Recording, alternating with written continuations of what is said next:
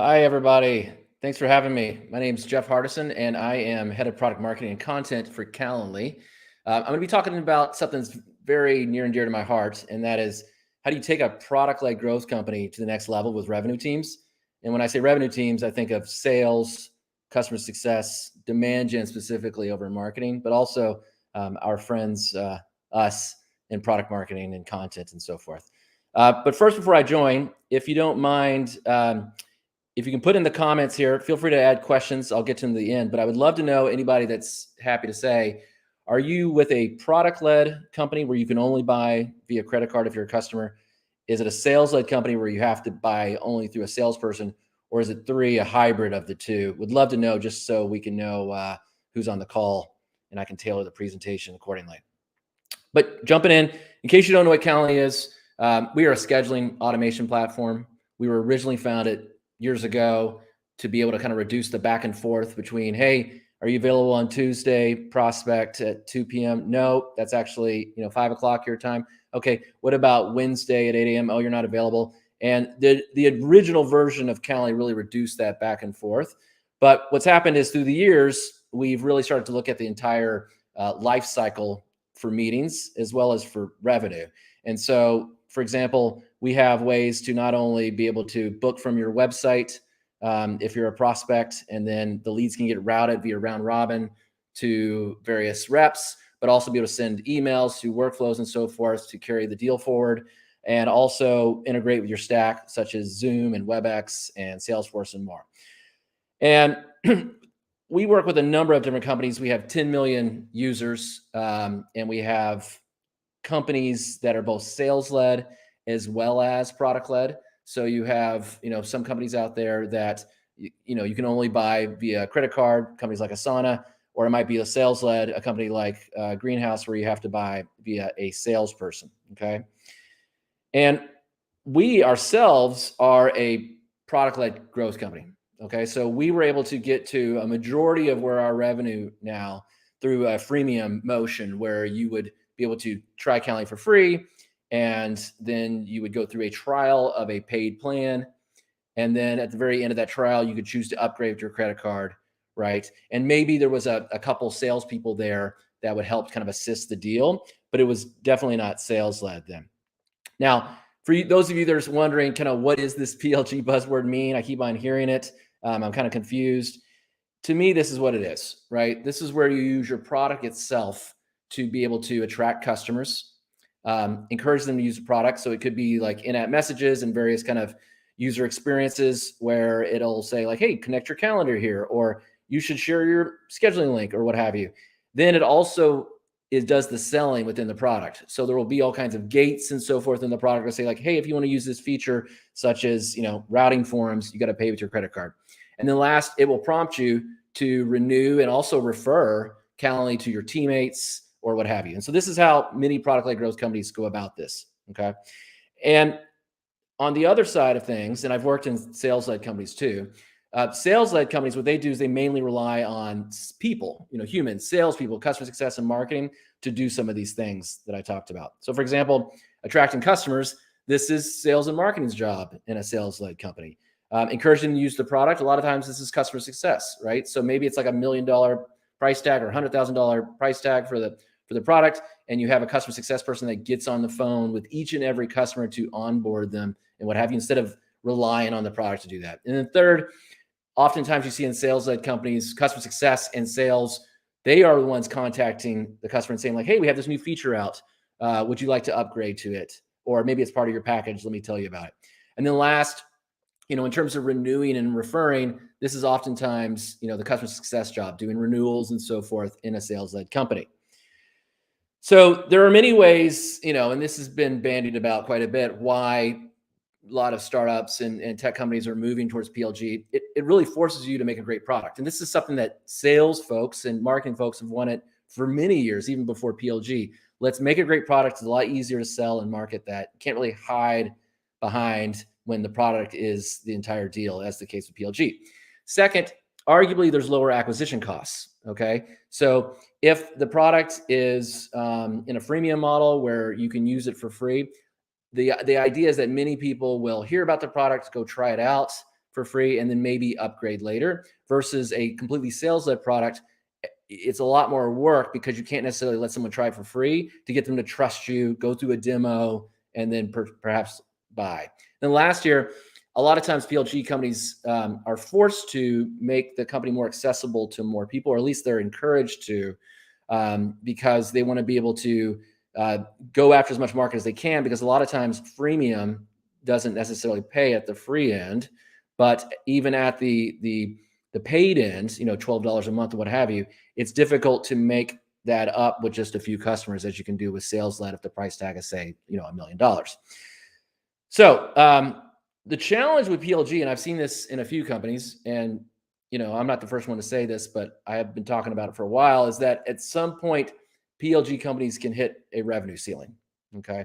So you'll often see that in the first few years, a PLG company will be making their product for free, and they'll start to get some credit card sales from it, and they're super excited. And then it hits about 20 million in revenue in many of these companies, and they start to kind of slow down in terms of velocity. And so what often happens is the board or someone who comes from a sales-led company that joins the company says, hey, we could create like a more expensive plan and hire a bunch of salespeople and sell that. Or maybe even just have some salespeople do some sales assist with trying to close some of these lower price tag deals. Now, we at Calendly, our velocity hasn't slowed. We are continue to grow on the self-serve credit card sales end of it. It makes up the largest portion of our revenue, unlike some other PLG companies where they kind of hit about 20 million and then the other 80 million of their revenue is sales-led. Most of our revenue comes from these credit card sales. However, we want to grow, even bigger. We want to reach all kinds of customers that we can't reach today. And so we specifically created an enterprise plan that will allow us to be able to sell to the Fortune 1000 who have certain needs around like Okta and SS single sign-on and SCIM and all these IT privacy and security needs. They can be able to buy that more expensive product, and they have to buy it from a sales team. Okay. And by getting into that enterprise segment, much larger, 5,000 employees and above and so forth, we know that there's oftentimes more retention, and it's also, an excellent opportunity to service, more teams out there who want to improve their scheduling.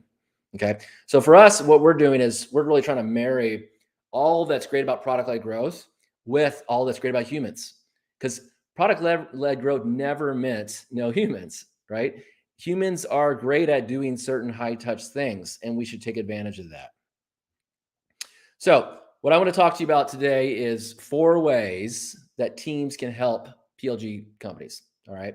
And this is specifically, demand gen in particular in marketing, sales, customer success, but also, product marketing and other areas of marketing. All right. First, what I recommend you do, and this is a popular tactic that's emerged over about the last 5 to 10 years. Superhuman, the email team, the company, they kind of really popularized this. It's called concierge onboarding. And basically what you do is you allow your prospects to book directly with you on your site. So this could be with you, the founder, if you're a small startup of 5 employees and you're doing all the kind of customer facing activities.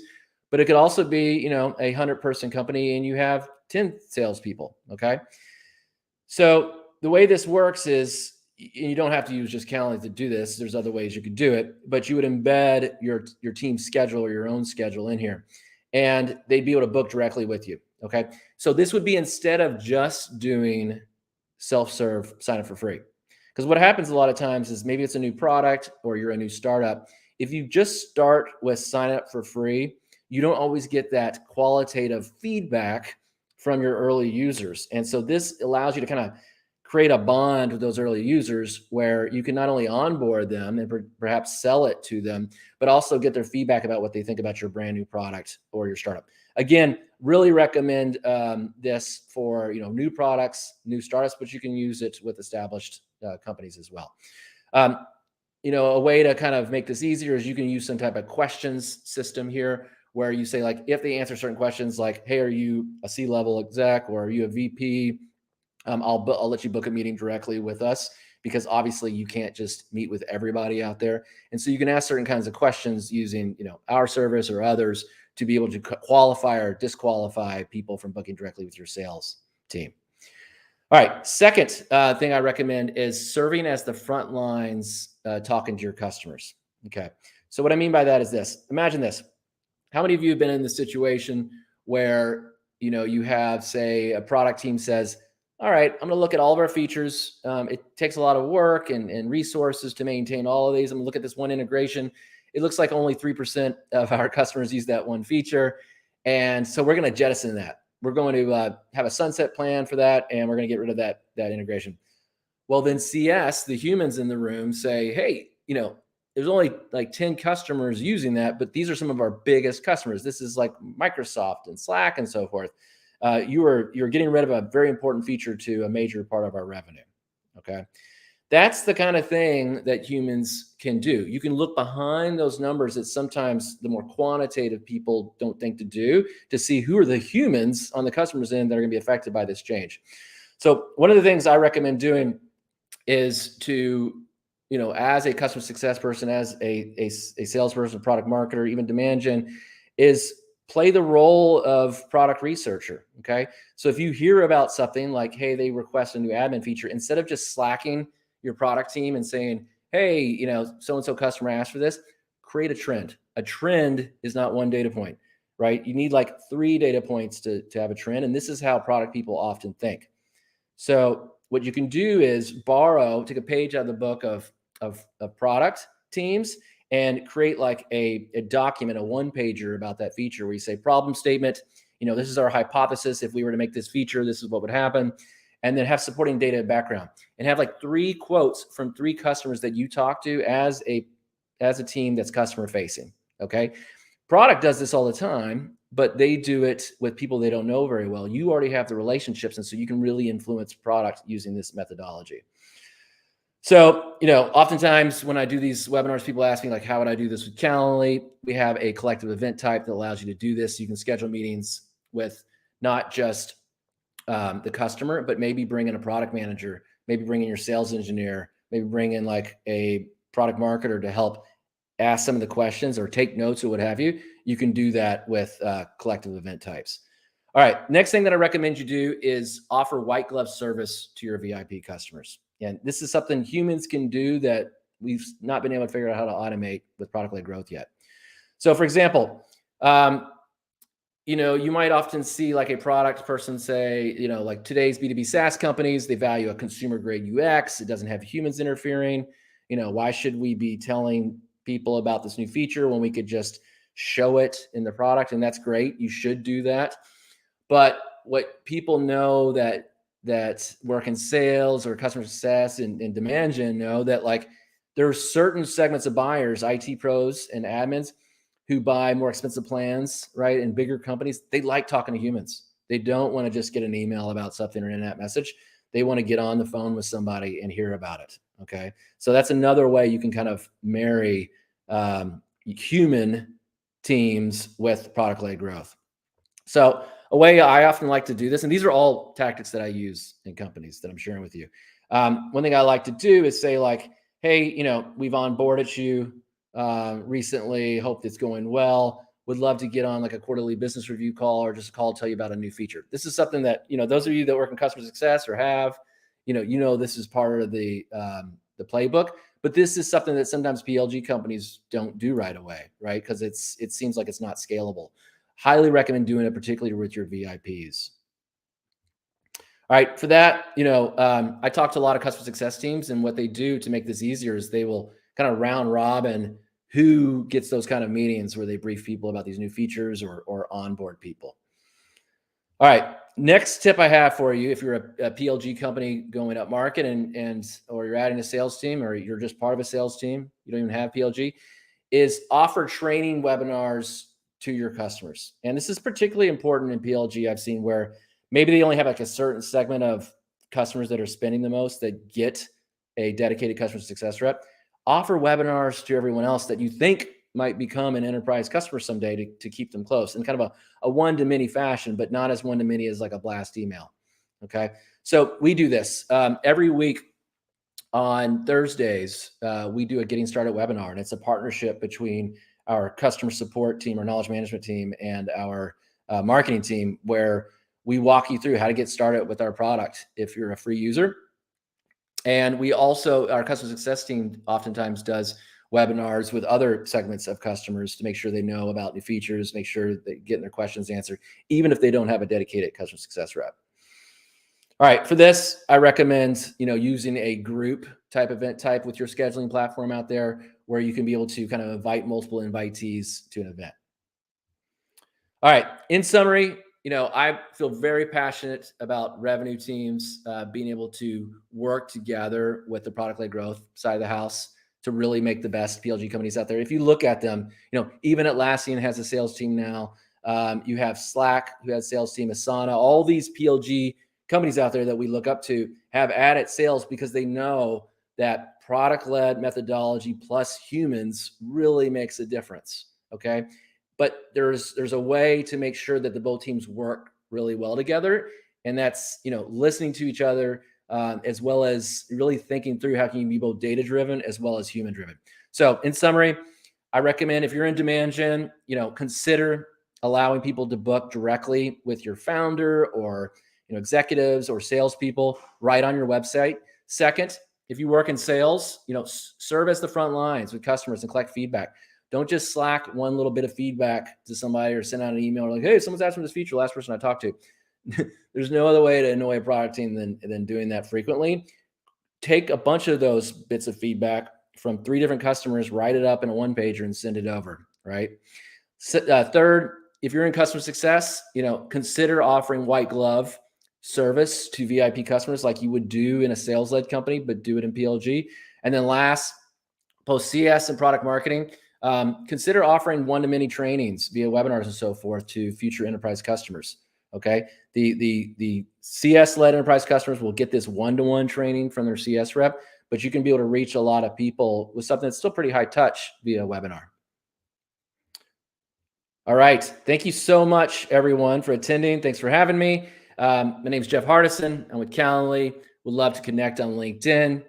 Also, if you want to learn about anything I talked about, feel free to reach out to our sales team, calendly.com/contact. And if you have any questions, let me know either here or, via LinkedIn and what have you. It's been great talking to you.